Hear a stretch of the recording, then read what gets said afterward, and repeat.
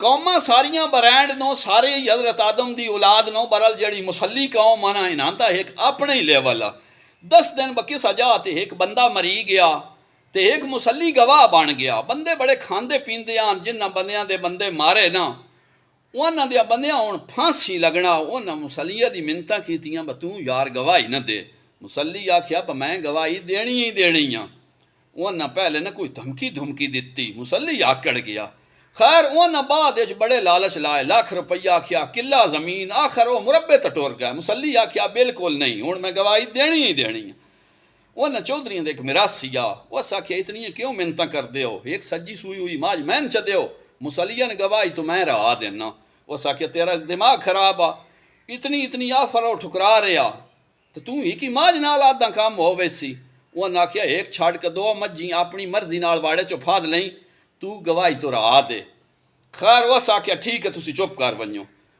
Case की तारीख नेड़े नेड़े पई आवे, वो मिरासी को पुछन हाँ के कार्रवाई की गया नहीं गया। उस आख्या तुसी छड्डो, मैं मौके ते जड़ी करनी है। उन्हांदा हुण धुणकू न खड़ोवे, उन्हांदे जब बंदे फाय लाग बने आन। उन्हें आख्या चबला ही मरिंदा मिरासी। खैर जिस वेले केस का टाइम आया ना, उस आख्या मिरासी ब तुसी नेकी करनी आ, तुसी ना मैं निकलना वदा मुसली बुलाने वास्ते। मिरासी साझे होंदे न सारियां दे, उन्हां दा लगा गया। उन्हें चौधरी ने खिवास मेरे जिम्मे कोई काम तो मैं दसिया, मैं बुला लिया। उस पाडा बन के मिरासी विलास ला लिया। उन्हें आख्या ब ठीक है जा तू। वो गया बुलाउण केस आले दिहाड़े। उस आख्या उठ के उत्ता चूड़िया ठुड मार के इत्थे आकड़ के बैठोया। ओदा चौधरी तेरा वेट पै कर देन, गवाही नूं देनी तेरी नहीं तैन कीता। मिरासी थोड़ा जिहा ओनू दड़का मारिया ना तो मुसली अगू आकड़ गया। खैर इतने लेट होंदे प्यान पिछू गड्डी लैके चौधरी भी आ गए। वो मिन्नतां कर बह रहे, मुसली तो आकड़ गया। उस आख्या हुण गल कर छड्डी आ, हुण नहीं बहना। गल केड़ी, मुसली गवाही तो कोई न गया। उन्हांदे बंदे बच गए।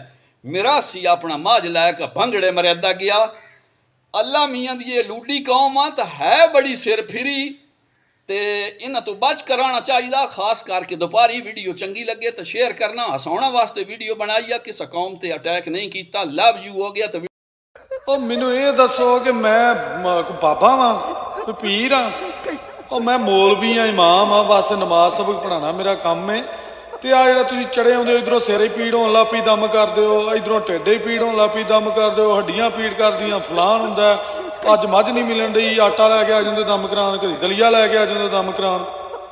मेरे को वखरियां तुम फूका मरवाते रहते, वखरा फूका वाला बाबा बनाया तुसा मैनू। ਉਹ मैं कोई अनोखा तो नहीं, कोई नवीं तो नहीं कुछ है करता। वो ही कुरान च ही आयतां पढ़ के मैं भी फूकनियां होंदियां ने, ਉਹ ਹੀ ਤੁਸੀਂ ਆਪ ਪੜ ਕੇ ਆਪਣੇ ਆਪ ਤੇ ਫੂਕੋ, ਆਪਣੇ ਮਾਲ ਡੰਗਰ ਤੇ ਫੂਕੋ, ਜਾਨਵਰਾਂ ਤੇ ਫੂਕੋ, ਜ਼ਿਆਦਾ ਸਵਾਦ ਤੇ ਜ਼ਿਆਦਾ ਅਸਰ ਹੁੰਦਾ। ਇਹਦੇ ਦਮ ਵਿੱਚ ਮੈਂ ਕੋ ਬਹੁਤਾ ਤਾਂ ਨਹੀਂ ਦਮ ਕਰ ਦਿੰਦਾ ਕਿ ਮੈਂ ਯਕਦਮ ਕਰ ਦੇਣਾ। ਤੇ ਕੋ ਆਪ ਕੁਝ ਕਰਿਆ ਕਰੋ, 5 ਟਾਈਮ ਨਮਾਜ਼ ਸਬਕ ਪੜੋ, ਸਵੇਰੇ ਉੱਠੋ ਕੁਰਾਨ ਪੜੋ, ਤਲਾਵਤ ਕਰੋ ਕੁਰਾਨ ਦੀ।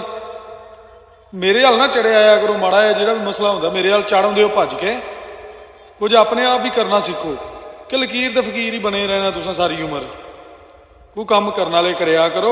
ਮੈਂ ਤਾਂ ਸਮਝਾ ਥੱਕ ਚੱਲਾ ਇਸ ਪਿੰਡ ਨੂੰ, ਸਮਝ ਹੀ ਨਹੀਂ ਆਉਂਦੀ, ਪਤਾ ਨਹੀਂ ਕੀ ਇਹਨਾਂ ਦੇ ਦਿਮਾਗ ਨੇ ਕੀ। ਉਹ ਮੈਨੂੰ ਇਹ ਦੱਸੋ ਕਿ ਮੈਂ ਕੋਈ ਬਾਬਾ ਵਾਂ, ਕੋਈ ਪੀਰ हाँ, ਉਹ ਮੈਂ ਮੌਲਵੀ हाँ, ਇਮਾਮ हाँ, ਬਸ ਨਮਾਜ਼ ਸਬਕ ਪੜਾਉਣਾ ਮੇਰਾ ਕੰਮ ਹੈ। ਤੇ ਆ ਜਿਹੜਾ ਤੁਸੀਂ ਚੜੇ ਆਉਂਦੇ ਹੋ, ਇਧਰੋਂ ਸਿਰ ਹੀ ਪੀੜ ਹੋਣ ਲੱਗ ਪਈ ਦਮ ਕਰ ਦਿਓ, ਇਧਰੋਂ ਢਿੱਡ ਹੀ ਪੀੜ ਹੋਣ ਲੱਗ ਪਈ ਦਮ ਕਰ ਦਿਓ, ਹੱਡੀਆਂ ਪੀੜ ਕਰਦੀਆਂ, ਫਲਾਨ ਹੁੰਦਾ, ਅੱਜ ਮੱਝ ਨਹੀਂ ਮਿਲਣ ਰਹੀ।